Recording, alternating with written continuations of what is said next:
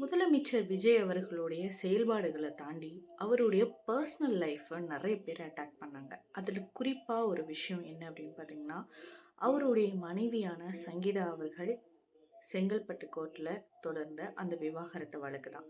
ஒரு நடிகையோட அவருக்கு தொடர்பு இருக்கு, எனக்கு அவரோட வாழ பிடிக்கல அப்படிங்கிற மாதிரி அந்த கேஸ் வந்து கொடுத்துருந்தாங்க. ஸோ இதற்கு விவாகரத்து வேணும் அப்படிங்கிற மாதிரியும் கொடுத்துருந்தாங்க.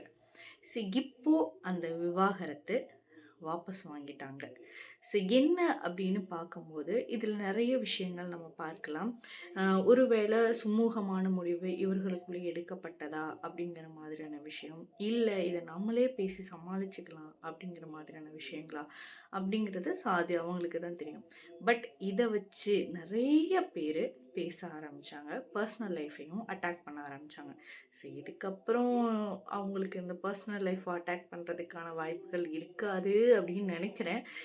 ஸோ பார்ப்போம்.